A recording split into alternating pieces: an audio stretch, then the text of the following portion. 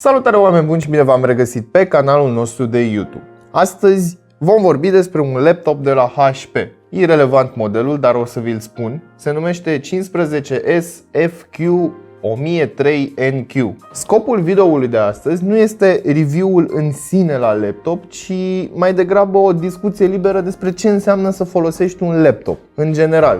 Știu că am mai făcut la un moment dat un clip despre cum să-ți alegi laptopul. Existând pe piață foarte multe clase, foarte multe categorii, foarte multe modele și așa mai departe, o iei razna. Iar aici intervine acest laptop, pentru că inițial voiam să-l testez deoarece are generația 10 de i5 și am zis, bă, ești nebun, trebuie să fie ceva de capul lui. Este un laptop din clasa Office Business, în zona aceea.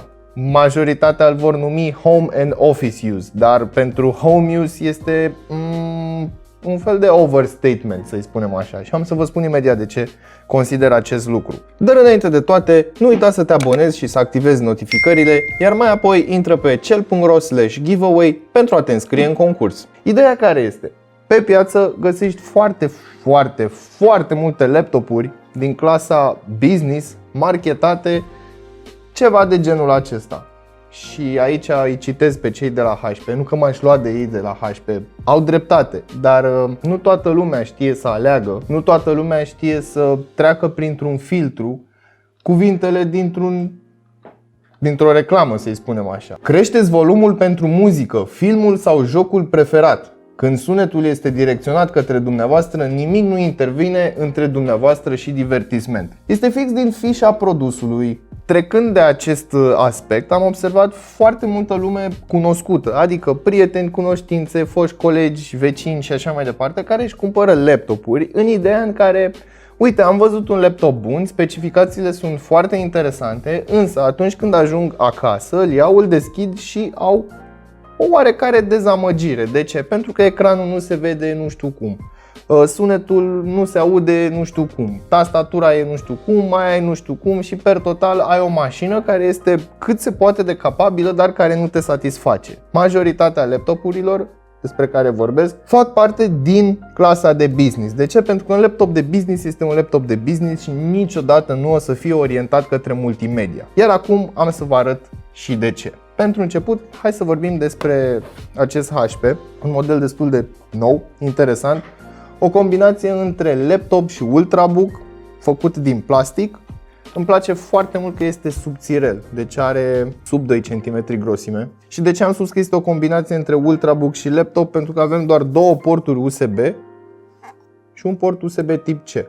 Cam atât primești și de obicei asta primești pe laptopurile business. În ceea ce privește conectivitatea video, avem un singur HDMI și atât.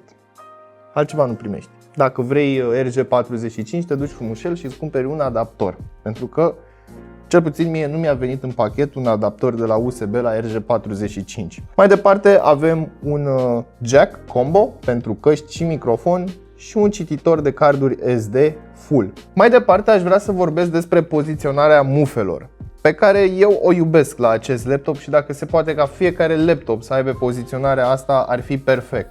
Mufa de încărcare este în colțul laptopului. Pe partea cealaltă, în cazul în care vrei să conectezi un dispozitiv video, mai bine spus un monitor secundar, din nou mufa este cât se poate de în spate, dată ca atunci când ai cablurile esențiale, să spunem, să nu te încurce, să nu stai că bag USB-ul, mai bag un cablu peste HDMI și tot felul de prostii de genul acesta. Și îmi place foarte mult că am mufele aici, în spate de tot. Avem plastic pe capac, pe deck, pe spate, peste tot numai plastic și iar plastic. Capacul are un oarecare grad de flex, iar acest flex se resimte inclusiv atunci când, eu știu, iei laptopul, vrei să-l iei, îl atingi, iar ecranul face ape.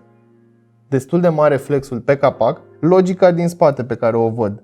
Laptopul ăsta oricum probabil o să îmbătrânească la un birou, sau dacă nu o să îmbătrânească la un birou, o să fie cărat birou acasă, deschis la birou, deschis acasă foarte puțin timp și cam atât. Deci nu o să fie un laptop de tăvăleală, laptop de multimedia și așa mai departe. Avem o tehnologie revoluționară, între ghilimele, chestie pe care o aud la fiecare producător. Fiecare ține el neapărat să se laude cu marginile lui subțiri, nano edge, micro edge, micro margini, nano margini și așa mai departe. Băi, oameni buni, sincer, suntem în 2020, nu mai există marea tehnologie de a face muchia îngustă. Adică ați văzut și voi la telefoane, mai ales la Huawei P30 Pro.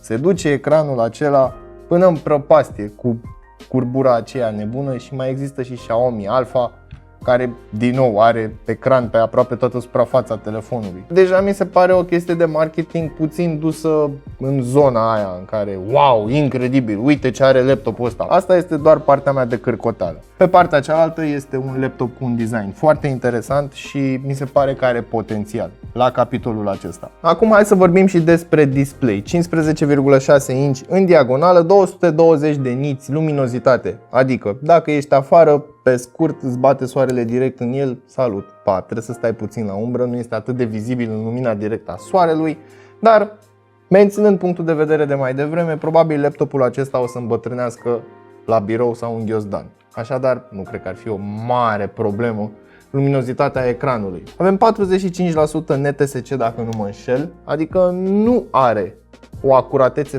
foarte mare de reproducere a culorii și faptul că nu am niciun punct de bleed pe ecran mă face să cred că este un panou TN, nu un panou IPS.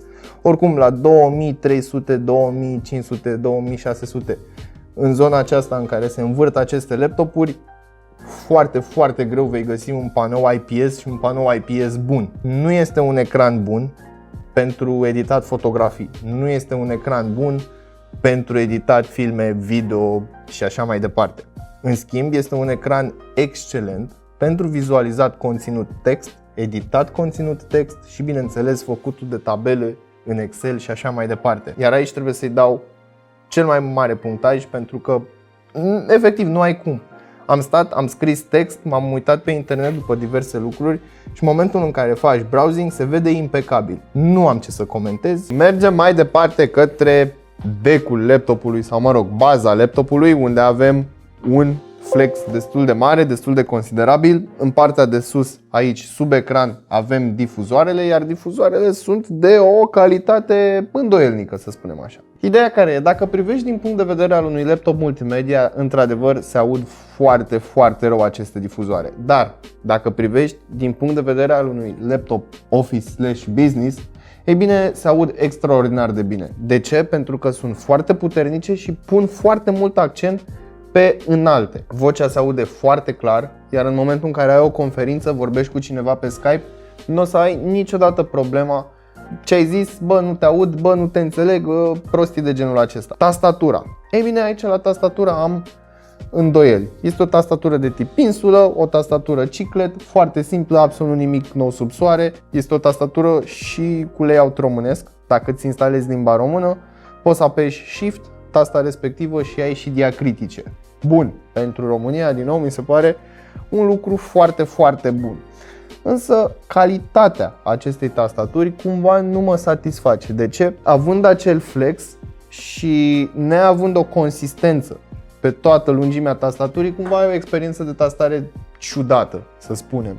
Dar din nou, având în vedere că este un laptop tip Office, nu o să fie o mașină de scris. Câteva taste apăsate la un interval de timp destul de lung, să spunem așa, nu or să facă diferența sub nicio formă între o tastatură excepțională, o tastatură decentă și tastatura aceasta, pe care din nou o consider decentă, dar având în vedere cu ceea ce am mai experimentat de la HP, sunt o leacă puțin dezamăgit, adică aș fi vrut ceva mai mult, dar uite că nu se poate. Touchpad-ul, ei bine, este făcut dintr-o singură bucată, este făcut din plastic, nu avem butoane click stânga și click dreapta dedicate, acestea sunt ascunse de desubt și este un trackpad destul de bun. Folosește Windows Precision Drivers, așadar ai și gesturi, poți să apeși 4 degete pentru notificări, 3 pentru search sau poți să le personalizezi din setările Windows-ului.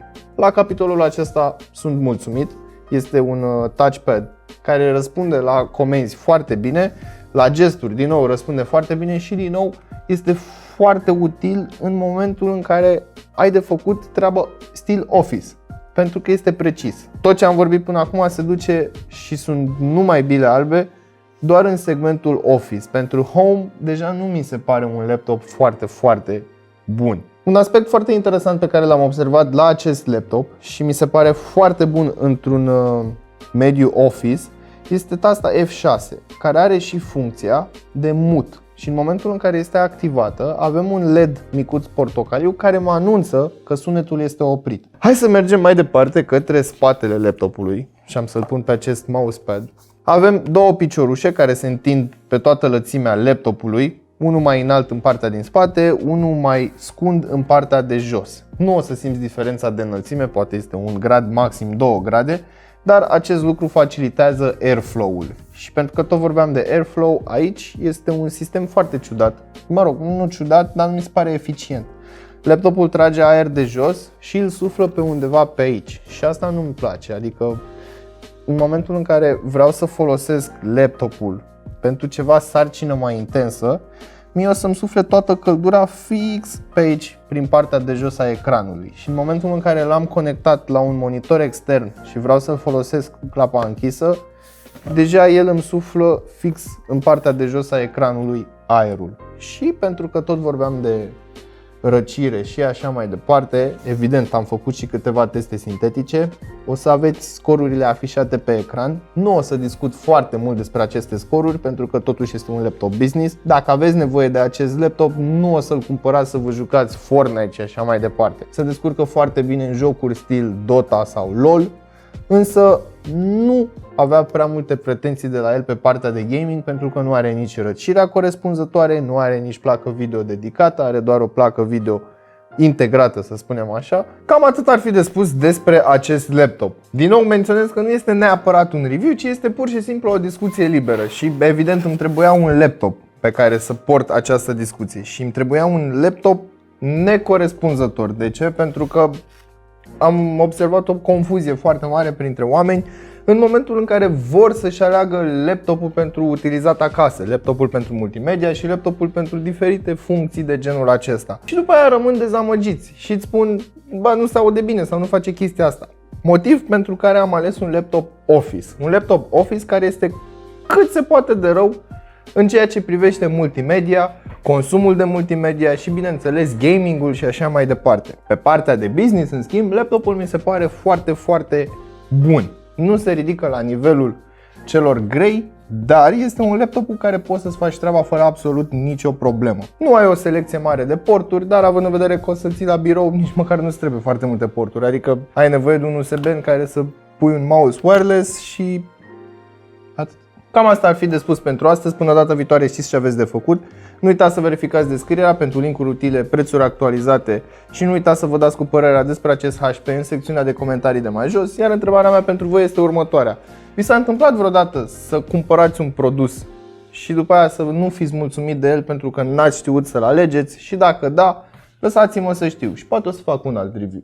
Sau poate o să fac o altă discuție despre altceva. Nu știu, vedem. Hai, salut!